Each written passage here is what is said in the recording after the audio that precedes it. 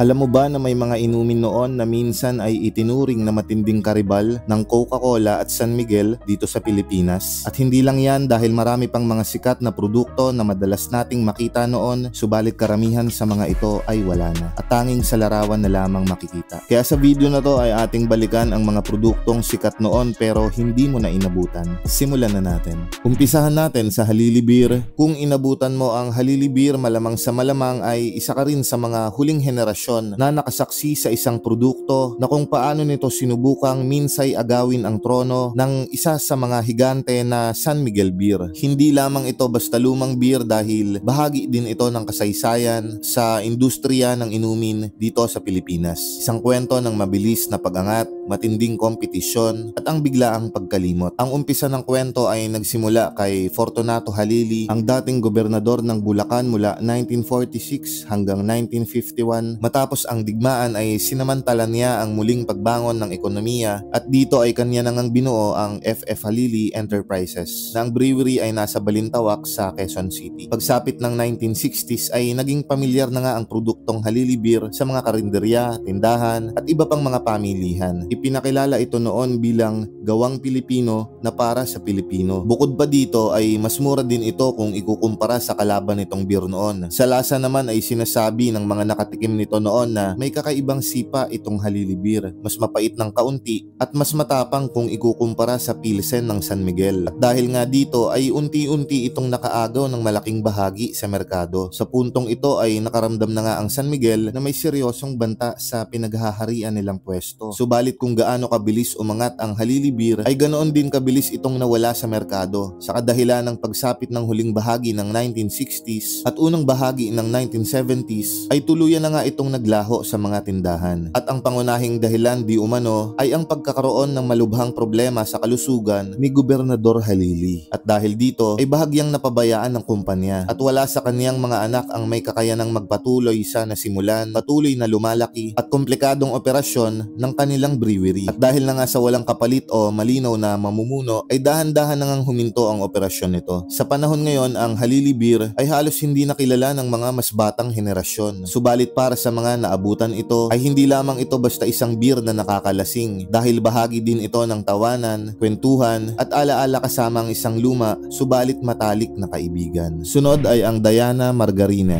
Sa nakalipas na nagdaan na panahon ay may isang produkto na tumatak sa kusina at hapagkainan ng maraming Pilipino at ito na nga ang Diana Margarina. Nakilala din ito noon bilang Senyorita Diana Margarina. Naging popular ito noong 1930s at 1940s. Ito ay isang uri ng margarina na nakalagay sa lata na produkto at ipinakilala ng kumpanyang Di Buncio and Company Incorporated. Maliban sa naging tanyag ito dahil sa pagiging praktikal, dahil nga sa hindi na ito kailangang ilagay sa refrigerator, ang isa pa sa mga tumatak sa produktong ito ay ang pag-endorso ng Noy, isa sa mga pinakasikat na artista ng Sampaguita Pictures na si Carmen Rosales. Kasabay na nga ng kaniyang kasikatan ay mas lalo pang ang nakilala ang Diana Margarina. Walang eksaktong makikita o mababasa kung kailan ito unang lumabas at kung kailan at bakit ito biglang nawala sa merkado. Sa ngayon nga ay hindi na natin ito makikita sa mga tahanan at tindahan, tanging mananatili na lamang ang alaala nito sa mga lumang kwento at mga lumang larawan. Ikatlo ay ang Cosmos Sarsaparilla. Ang kwentong ito ay nagsimula noong 1918 nang itatag ng isang imigranteng Chino na si Wong Ning ang Manila A-rated water factory. Maliit lamang ito noon, subalit may pangarap. Ang pangarap na gumawa ng isang soda na may kakaibang lasa para sa mga Pilipino. Subalit noong kasagsagan ng World War II, si Wong Ning ay naaresto at ikinulong ng mga sundalong Hapones na kalaunan ay naging isa sa mga dahilan sa pagpanaw nito. Nang matapos ang ikalawang digmaang pandaigdig noong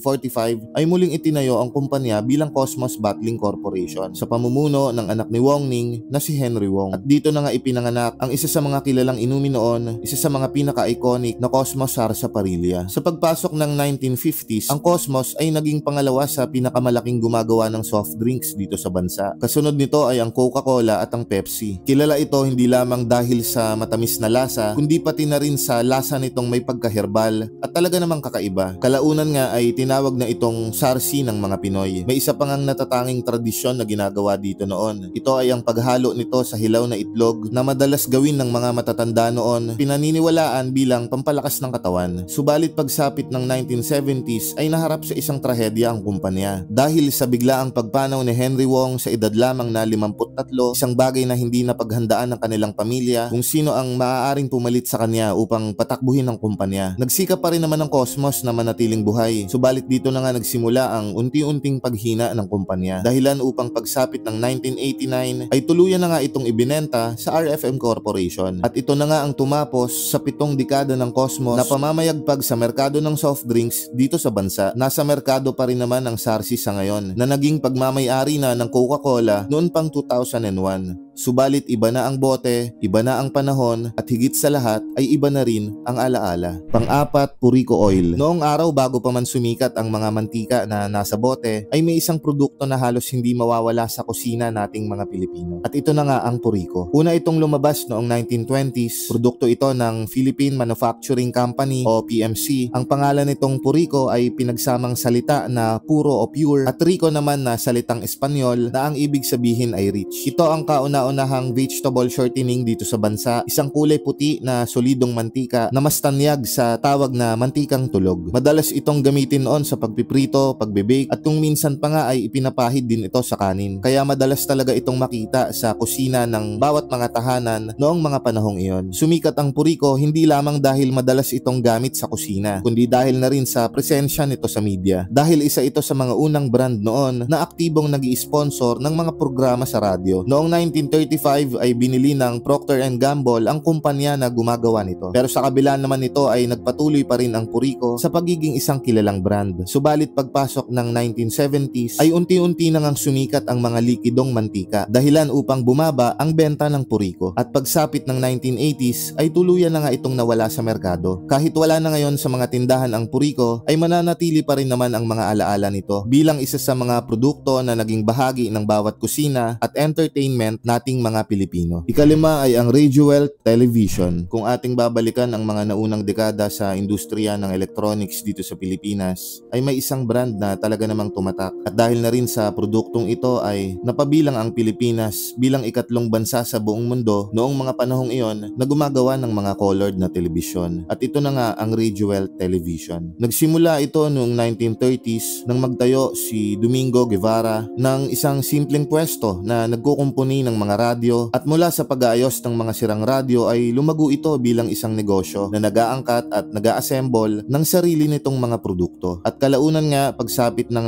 1935 ay tuluyan na ngang naging isang kumpanya ang Radiowealth. At pagsapit naman ng 1946, isang mahalagang pagkakataon ang dumating dahil nakuha ng kumpanya ang karapatan na magbenta at mag-distribute ng mga radyo ng Motorola pati na rin ng mga telebisyon dito sa bansa. Noong 1955 ay nagsimula na nga ang Radiowealth sa paggawa ng mga unang telebisyon na ginawa mismo dito sa Pilipinas, gamit ang mga piyesa na galing sa ibang bansa. Kilala ang mga telebisyon ng Radiowealth sa wooden cabinet design at sa mas abot kayang mga presyo nito, dahilan upang unti-unting lumaganap ang mga telebisyon sa bawat tahanang Pilipino. At pagsapit ng 1960s, dito ay mas lalo pang nakilala ang Radiowealth dahil noong 1967 ay nagsimula na silang gumawa ng mga 19, 21 at 25 inches na mga colored na telebisyon. At ito na nga ang naging dahilan upang mapabilang ang Radiowealth bilang isa sa mga nangunguna na appliance brand dito sa bansa. Subalit pagsapit ng 1980s ay nag-iba ang takbo ng teknolohiya dahil sa pagdating at pag-usbong ng mga mas moderno na Japanese electronics dito sa bansa, dahilan upang hindi na kinayang makipagsabayan ng isang lokal na kumpanya katulad ng Radiowealth. Sa paglipas ng mga taon ay unti-unti na ngang naglaho sa merkado ang tatak na Radiowealth. Subalit kahit wala na ito sa ngayon ay mananatili pa rin ang alaala nito hindi lamang bilang isang telebisyon, kundi bilang isa sa mga tatak Pinoy na pinakaunang nagbukas ng pintuan upang magkaroon ng telebisyon ang bawat tahanan ng katulad mo at katulad ko na isang ordinaryong Pilipino. Kung nagustuhan mo ang video na to ay huwag kalimutan na mag-like at mag-subscribe. Salamat po!